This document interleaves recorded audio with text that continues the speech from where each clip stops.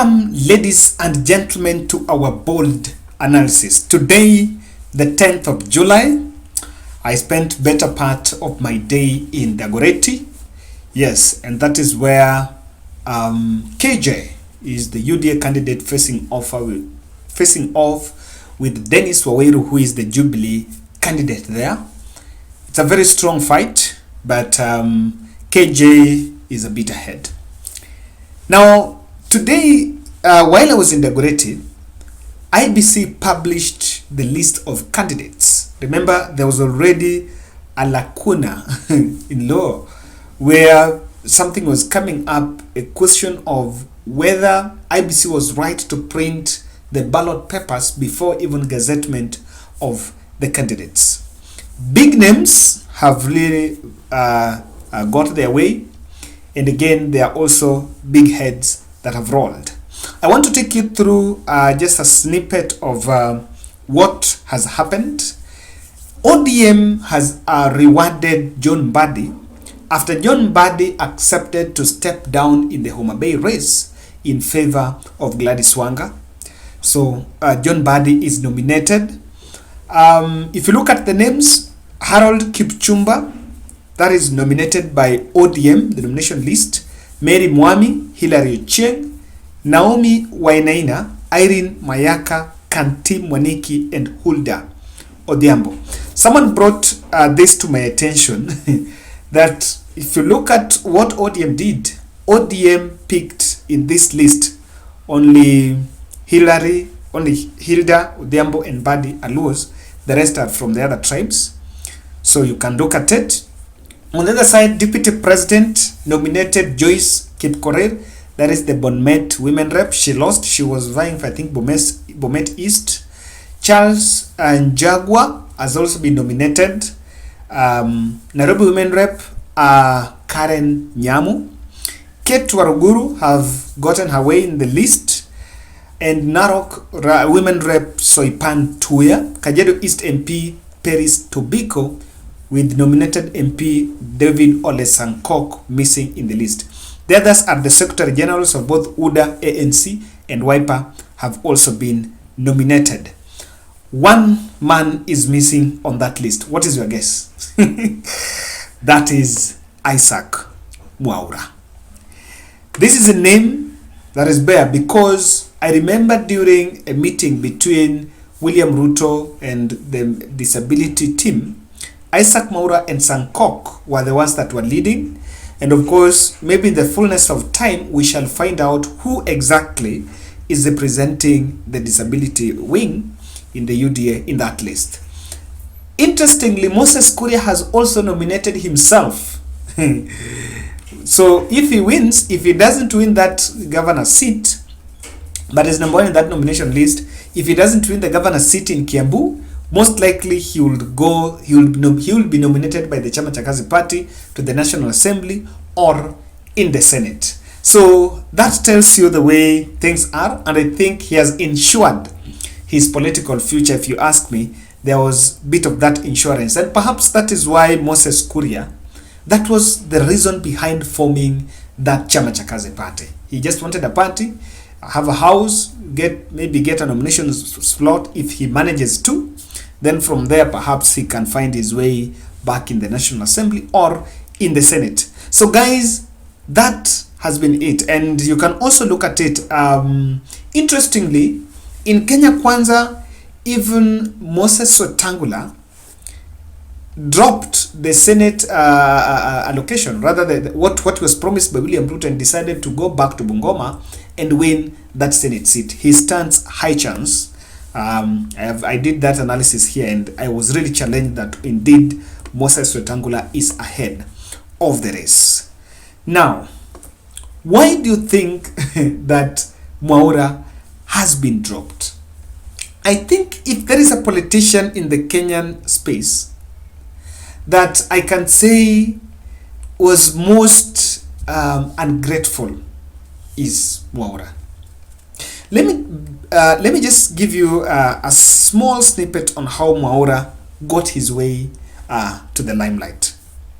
In 2010, Raila Odinga appointed Isaac Mwaura as a senior advisor in the office of the Prime Minister, in charge of public policy on special interest groups. Then from there, he would be the part of the team that would engineer Raila's campaigns, part of Raila's campaigns. And in 2012, Raila Odinga nominated Isaac Mwaura in the National Assembly through the ODM party. So between 2013 to 2017, he was nominated through ODM. And if you look at it, I think his nomination was on that affirmative action was just to give him a leverage so that from there he can kickstart his political future. But he can kickstart his political career. But in the meantime, I see a man who has made all the mistakes that a politician has made. And just within 10 years, if the all mistakes he has made, it is not going to be very easy for him. You might ask yourself, why do you think Raila Odinga has been in active politics for the last 30 years?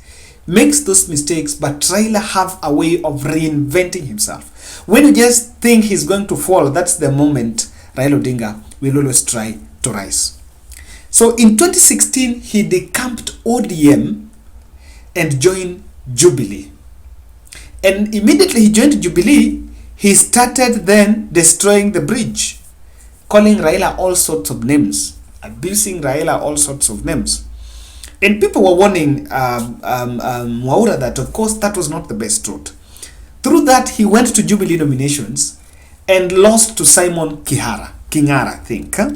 It's not Kihara, I think it is Simon Kingara in 2017. But Jubilee sympathized with him and again nominated him in parliament. So for the 10 years he's been nominated, I think he's been so lucky. He's been so lucky.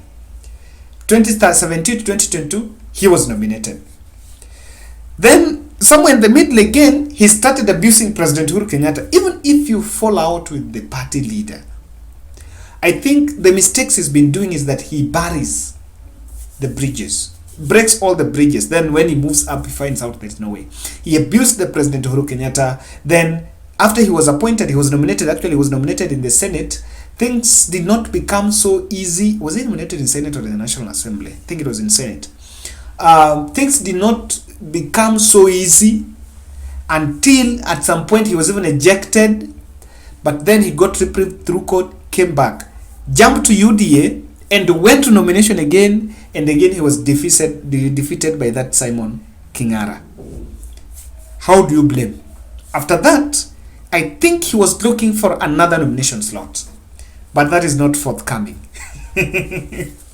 What he might have blundered, in my opinion, I see a man that cooked his own goals. And Deputy President William Ruto's UDA party is probably right on this.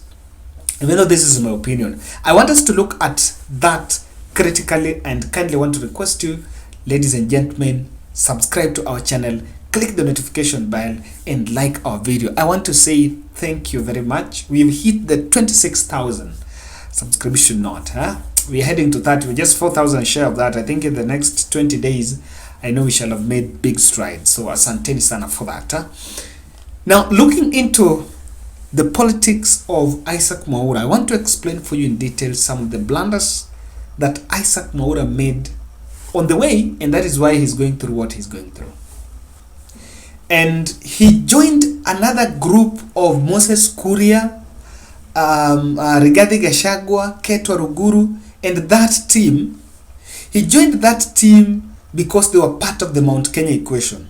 The blunder he made is to drop the disability brand and then put on a very big jacket called Mount Kenya politician. So immediately he decided to go Mount Kenya and become part of Mount Kenya equation. I think that was a bigger spectrum for him. For you to make a cut as a very focal person in Mount Kenya politician in Mount Kenya to Deputy President William Ruto, you needed to be very strategic. And that is why Moses Kuria was very strategic. He came up with his party, and now he has nominated himself.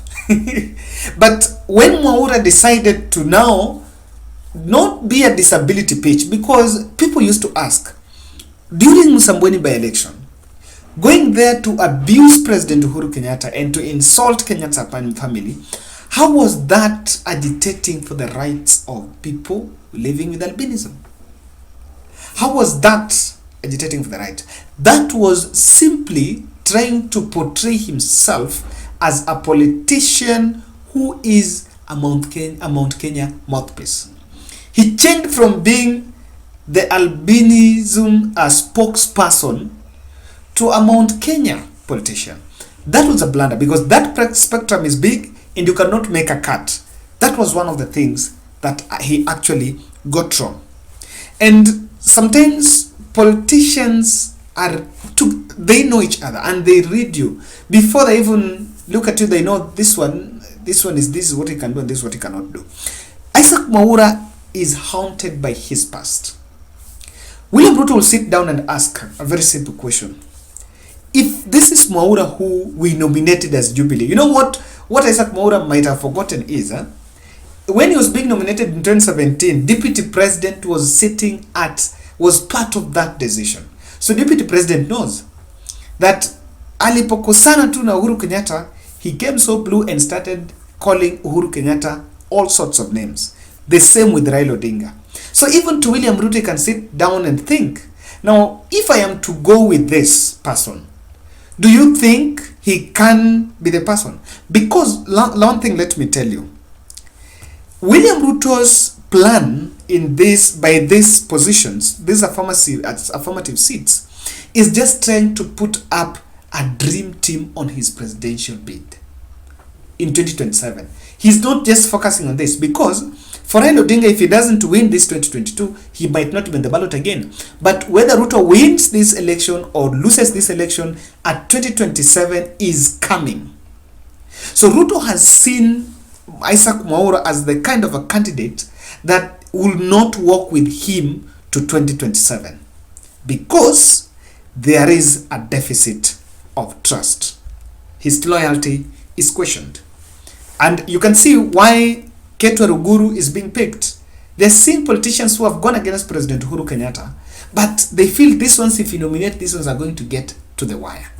But again, Mwaura failed to galvanize the disability cohort. Because if you can ask a very simple question, when I was going home, I think 2 weeks ago, I was seated next to a guy who was living with disability, living with albinism, and we were just having a talk. So we were talking about the politics, and he was telling me he doesn't know about Isaac Mwaura. He's not part of the albinism society, he's not so much active there. The moment he dropped that, he failed to galvanize, because if you would have galvanized that group and go to William Ruto and say, look here, I am the spokesperson of this group, and this group is around 300,000 people. Because William Ruto is also looking for votes. If you bring a number that can convince, you're going to get that position. That was a mistake on his end. But Kiambu equation has also knocked Mwaura out. I will look at it this way. If Ruto is given a chance to nominate a candidate in Kiambu, and there is also a chance to nominate a candidate in Kirinyaga, which one will we go for? And let's just do it like Laikipia. Between Kiambu and Laikipia, Kiambu, there are many politicians in Kenya Kwanza that are very powerful. This is Moses Kuria, the Kimani Wamatangis, and that team. They're very powerful. Now, Kiambu is the county of President Uhuru Kenyatta. Uhuru Kenyatta is going home. So he's going to sit pretty comfortable and sit home and say, this is what's going to happen. But then, if you look at Kiambu, Isaac Mwaura is the least that will go for. He will then take that nomination slot to Laikipia, because that's a place where Ketua Ruguru is a voice. And through Ketua Ruguru, you can muzzle Mwangi Kiunjuri. If Mwangi Kiunjuri doesn't win that post, where is he going? Where is he going to? So the Kiambu equation knocked out Isaac Mwaura. Ladies and gentlemen, these are very critical issues, and of course, I promise you, I have a very interesting angle just around this. So make sure to subscribe. Tomorrow that will be coming.